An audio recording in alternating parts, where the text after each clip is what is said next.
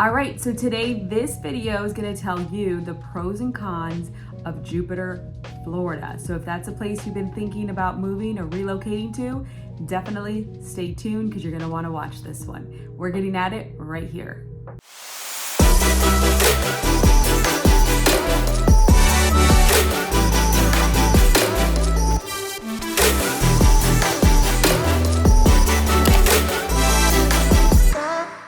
What's up, everybody? This is Garza, your local realtor right here in South Florida. Today, we're gonna be talking about the pros and cons of Jupiter, Florida. So me and my team, we specialize in helping families, people relocate right here to South Florida. We absolutely love it. We're getting phone calls, emails, text messages every single day from people just like you looking to relocate right here to South Florida. But we can't help unless you do one of those three, which is send me an email, shoot me a text, give me a call, and me and my team would love to help you with that. Also, I post videos every week, so definitely you're welcome to click that subscribe button or ring that bell so that you're notified every time I post a new video, which is weekly. All right, guys, so this video is gonna tell you all about Jupiter, Florida. The good, the bad, the ugly, the pretty, and the ins and the outs. So let's start with one of the good things about Jupiter, Florida. So this is actually one of my favorite cities. As you know, I've lived in South Florida my entire life. I have not lived in Jupiter, Florida, but I do love going there for certain reasons. It's a great city, but I do want to tell you the good and the bad. So the first thing I want to talk about is the weather. So the weather here on average is anywhere between 73 to about 78 degrees. That's average, so that's throughout the whole year. Yes, guys, you can wear shorts and sandals and whatever you want throughout the entire year. The time that it gets the coldest in Jupiter, Florida is around January, which it's still only in the 60s. So that's definitely no snow, no ice. So if you're someone that lives in those areas where you're getting snow and ice and it's cold and you can't wear sandals all year long and you're getting tired of it, then maybe Jupiter is the city for you. So yeah, January is the coldest. I mean, for me, I've lived here my whole life, so 60s is definitely cold. I'm definitely pulling out the jacket. I might even pull out the Uggs, who knows? But Jupiter is still a great city. So on average, between 73 to 78 degrees, not that high. So imagine in this weather, even if it's down in the 60s, it's still a great time to go out to the golf course, hit some balls with your friends, or even camp out during this time. Only once in my life have I camped out it was actually in Key West. It was one of the islands before you get down to the south part of the Keys, and it was in the summer. Guys, I do not recommend that at all. Like, do not go camping in the summer, it's way too hot. But a month like January, February, where it's still cool out, is a great time to camp. Jupiter's not far from one of the most popular parks, which is Jonathan Dickinson State Park, is a great place to think about camping if you're one that does like camping. So definitely do it in one of those months. It's probably the best time to do it. We don't get a whole lot of rain during that time, and it's still cool enough to kind of tolerate sleeping outside. I'm not a fan of it, but if you are, then that's something that you could think about doing around that time of the year. So Jupiter is not very far from that park. There's even a place called Peanut Island where some people go and they camp out on this island. And I mean, it's an island, but it's not like out in the middle of nowhere. It's literally, you know, you could take a taxi there from some of the nearby docks to get there. But some people do that as well, so that you wake up, you're right on the beach, whether you're going fishing, maybe you wanna have your boat at one of their docks there, and then you go out, come back, whatever it might be, guys. If you're into camping, that's definitely an option that you can do. All right, and that's pro number one, which is the weather. Okay, so con number one is traffic. Congested traffic in the city of Jupiter, Florida can get pretty bad, especially around those hours of people getting out of work during rush hour. That's when it can get pretty bad. So if you're one that has a habit of leaving last minute, you want to try to rush somewhere, definitely you're going to want to plan a route on where to go and how to get there, and definitely leave you some extra time, especially during those rush hour peak times, which is around, 4:30, 5 o'clock, 5:30 up until maybe 6 o'clock-ish. And So what you could do is go into the local news website and they'll let you know where there's maybe an accident or congestion going on. I've talked about in other videos where there's a lot of construction going on here. They're expanding roads, they're still building. So knowing that kind of stuff will help you to get where you're going a lot quicker. Also, if you're looking to go over to one of the local beaches, is definitely something you want to plan for, because there are bridges that you have to go over, of course, to get to the ocean. The intercoastal is on one end, but there's always a bridge that you have to go over no matter what city you're visiting and going to the beach that day. Those bridges, some of them are on a scheduled time where they go up every hour, maybe every 45 minutes, because there are large boats that go by that cannot fit under the bridge unless it goes up and opens.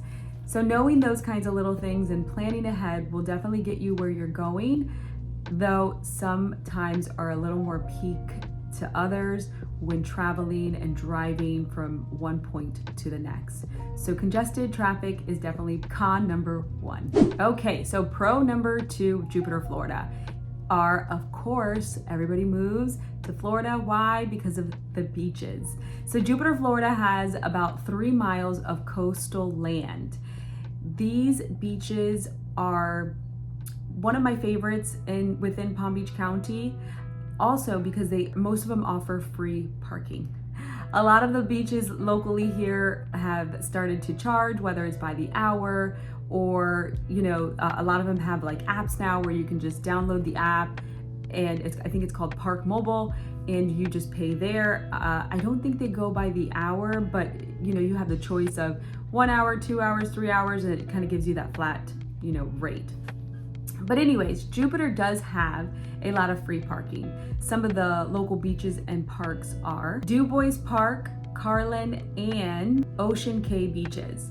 Du Bois was one that when I was younger, my family used to go to all the time. It was so cool. They have like this little area where there's like a lagoon type of area where it's great for the little ones that aren't necessarily great swimmers. They kind of hang out in this lagoon area and they're totally safe. You could just dip your feet in if you're not one that wants to go into the ocean or deal with the waves, if it is one of those days where there's a lot of waves. But it also offers the beach, and it's got a lot of picnic areas and tables where you can, grill and hang out for the entire day. I remember doing that as a kid. It was absolutely great. So the parking is free here. If it's ever like a holiday such as Easter or 4th of July, anything like that, you're definitely gonna wanna get there early because the parking gets filled quickly and the tables get taken quickly. So when I say early, I mean early, get there early. But it definitely is a great beach. Carlin's another great beach. They offer a lot of parking there as well. And they have picnic tables there. I don't remember if they have grills, but I know they definitely have picnic tables with, that are also covered, like pavilion types, and the beach there is awesome as well. Juno and Jupiter beaches are amazing as well. And the beach near Juno also offers a beach that is friendly for your canine family members. That's what I meant to say. And so when you get to like Juno and the Carlin area, there are numbers. That way, if you have people meeting you at the beach, you can say, hey, I'm at marker number 27, 26. They know exactly where you are and how to find you on the beach. So that's pretty cool too.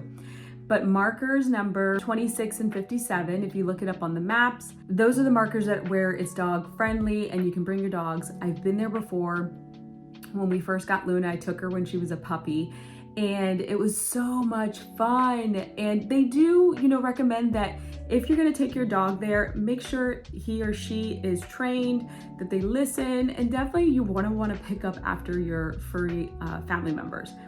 So to be considerate of others, you pick up, whether it's food or, other things, just clean up and have a ball. I even saw little dogs with like life jackets on.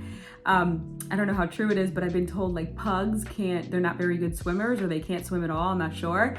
But I saw plenty of them with life jackets. It's so cute. I mean, I even saw dogs and owners where the owner has that toy with the stick and you put the ball at the end, you throw it. throwing it into the water. The dog goes in and just comes right back out with it. So cool, so much fun. So that's a great thing to do there too. And that's another great thing about the beaches in Jupiter, Florida. So even if you're not training for a triathlon, there's things to do such as kayaking, swimming, biking, or even hiking. That state park that I mentioned before is a great place to do all kinds of different things as well. And if the heat is way too much and you want to do something indoors, or maybe it's a rainy day, they do offer museums, cinema, theater, and all kinds of other stuff as well. One of the cool things about Jupiter, Florida is that it also offers the Lighthouse Park. So I know that a lot of the schools take trips here to this lighthouse. It's so cool. It's got a great history to it. And you're actually able to climb all the way up to the top. It's a lot of stairs, so definitely wear good shoes for that day if you decide to visit here and climb up the lighthouse. Super cool, and it's definitely something you want to visit, even if you're just visiting in town.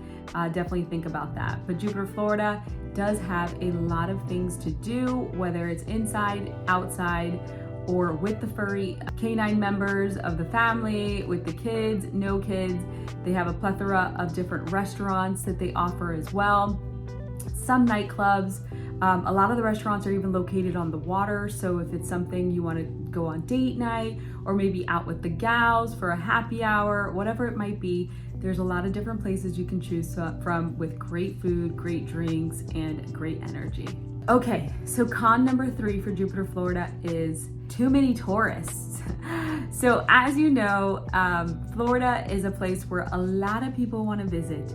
We have a season where people come from the cold states and they want to get into the warmer climate. So those months are usually between November and March, April, are when we have a lot more traffic, a lot more people visiting. Stores and roads and things always have a lot more people on them. Also, during the summer, we do get a lot of visitors that are visiting for, family, or maybe they're on vacation. They probably started maybe somewhere like Orlando, and now they're here, in this Palm Beach County area visiting. So there are certain times of the year you will see more people, you will see more traffic, and you will see people coming here to Florida for tours. People come here to visit the beaches. But though, I don't find it as clustered as places like Miami, Orlando, maybe Tampa, areas like that. I feel like, and I've heard from other clients, that those areas and why they choose to come here instead of there is because the traffic is not so bad, it's not so crowded, you still can, breathe and not be stuck within, such a clustered area. So Jupiter, Florida, even though it's not the highest tourism area, there are times within the year that you will see a lot more people visiting for whatever reason it is, whether it's the summer or to get away from the cold, to come hit some golf balls, whatever it might be. And near Jupiter is Palm Beach Gardens, which is also where the PGA Tour is. So maybe during those times, you'll see some more people as well.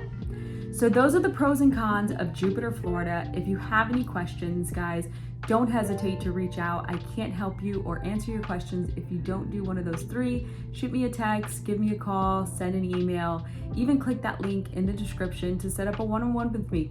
I meet people via Zoom, or we just have a conversation over the phone. I look forward to hearing from you, and I will see you guys next time. Bye.